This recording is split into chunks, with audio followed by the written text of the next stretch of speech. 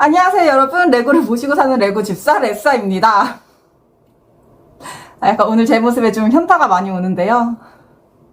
오늘 소개해드릴 제품은 K-POP 데몬 헌터스를 재밌게 보신 분들이라면 굉장히 반가워할 만한 레고입니다. 바로 레고 72537 호랑이 더피와 까치 서씨입니다.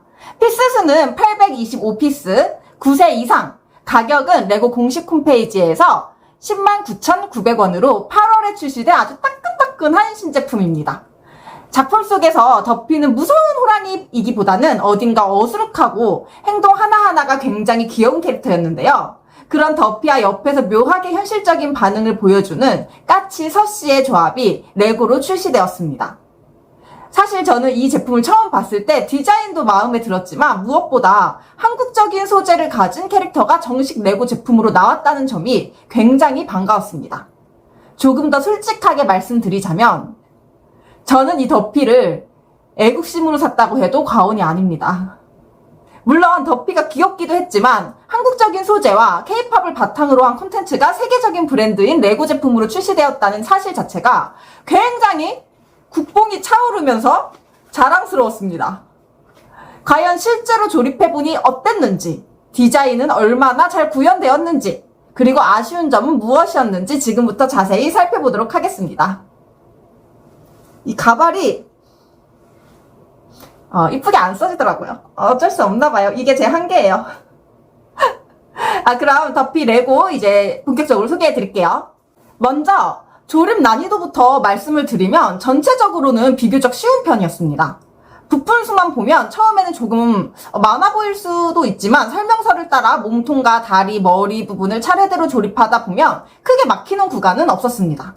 복잡한 기믹을 만들거나 어려운 테크닉 구조를 반복해서 조립하는 제품이라기보다는 여러 곡선의 부품을 쌓아 더피의 둥글고 통통한 형태를 완성해가는 방식입니다.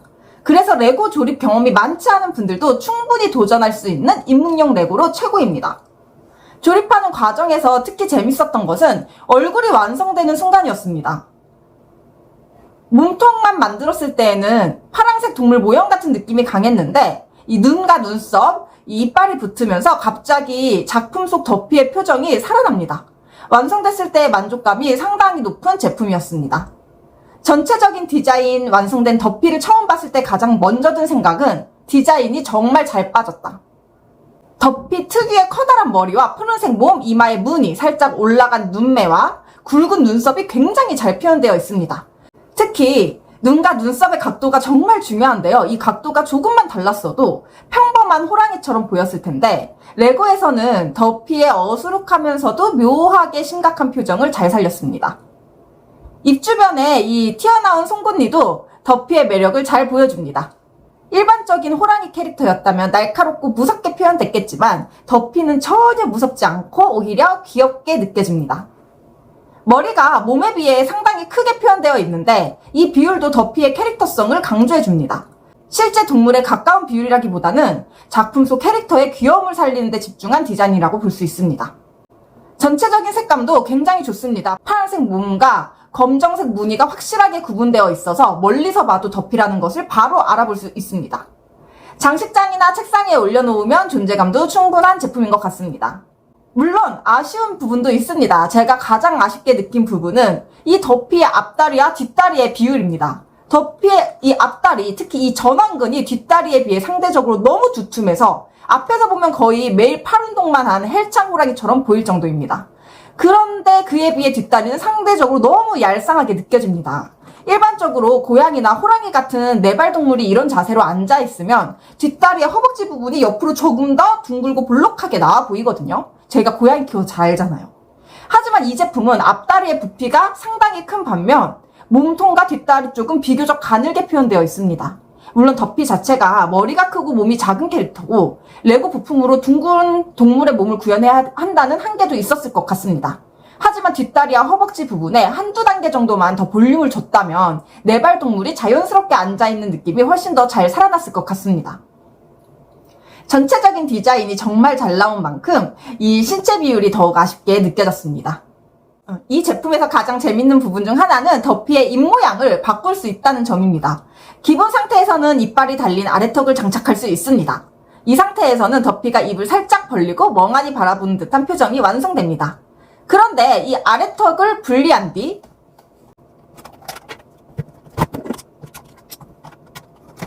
길게 나온 혓바닥 부품으로 이렇게 교체할 수 있습니다.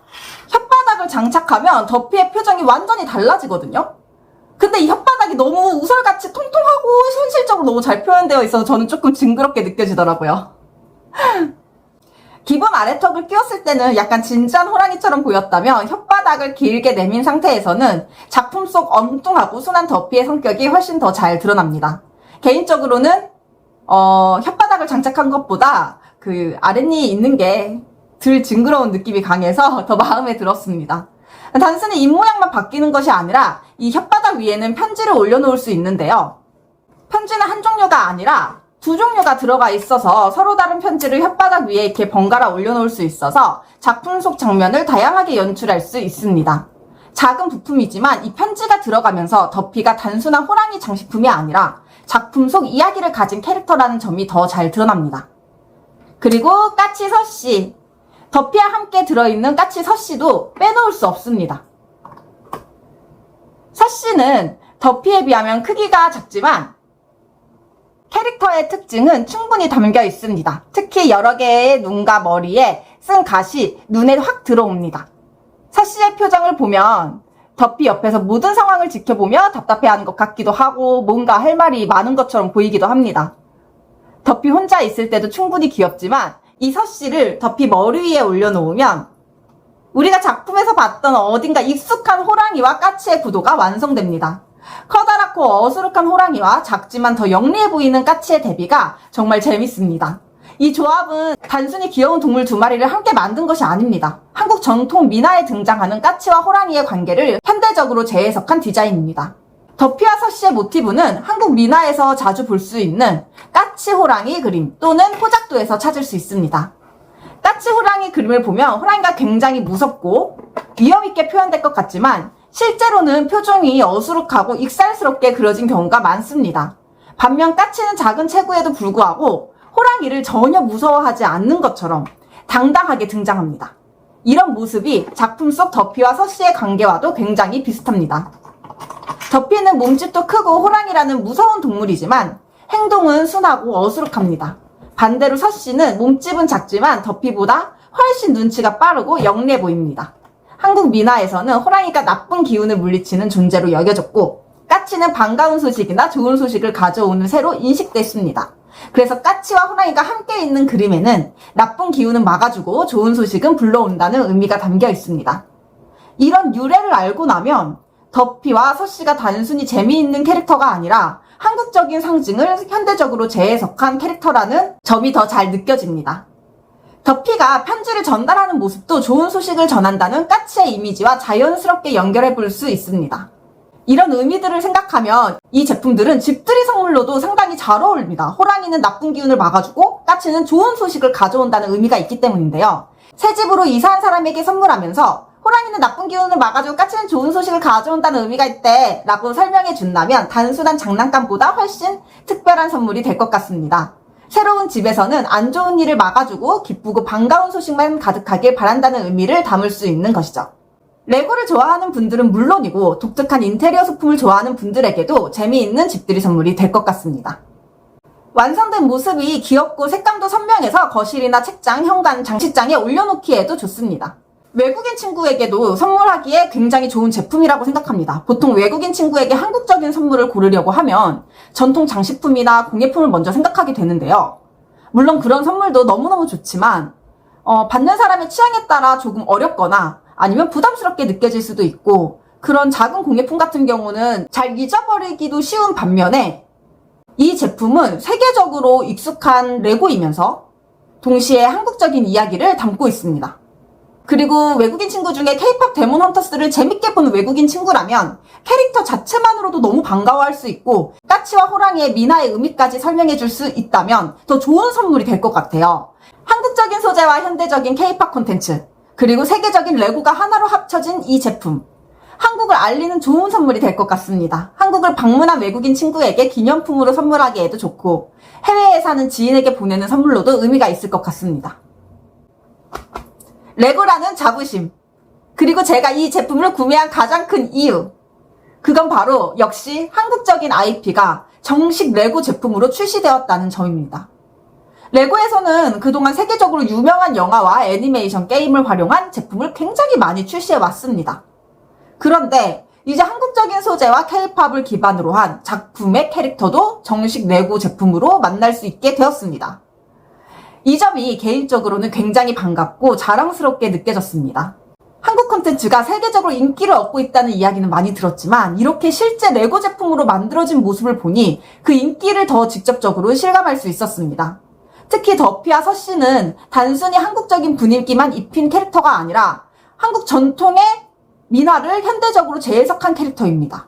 그래서 이 제품은 한국적인 IP가 세계적인 장난감 브랜드를 통해 소개됐다는 점에서 더욱 의미가 있다고 생각합니다. 솔직히 국뽕이 차올라서 참을 수가 없었어요. 한국적인 캐릭터가 레고로 나왔는데 이건 하나 사야 하지 않을까? 하는 마음이 들더라고요. 그런데 막상 조립을 해보니 애국심을 제외하더라도 디자인과 완성도가 상당히 좋은 제품이었습니다. 단순히 의미만 좋은 제품이 아니라 실제 제품도 귀엽고 전시효과도 좋기 때문에 만족도가 굉장히 높았습니다. 앞으로도 K-팝 데몬 헌터스 뿐만 아니라 한국의 전통 설화나 역사, 아니면 건물, 아니면 다양한 캐릭터를 활용한 레고 제품이 더 많이 출시되었으면 좋겠습니다. 한국적인 이야기가 담긴 귀여운 레고를 찾고 계시거나 K-팝 데몬 헌터스를 좋아하시는 분이라면 충분히 만족하실 레고인 것 같습니다. 여러분은 더피의 기본 아래턱과 혓바닥을 내밀고 있는 편지를 들고 있는 모습 중에 어떤 게 더 마음에 드시나요? 댓글로 남겨주시고요. 그리고 다음에는 또 어떤 한국적인 캐릭터가 레고로 출시됐으면 좋을지도 댓글로 남겨주세요.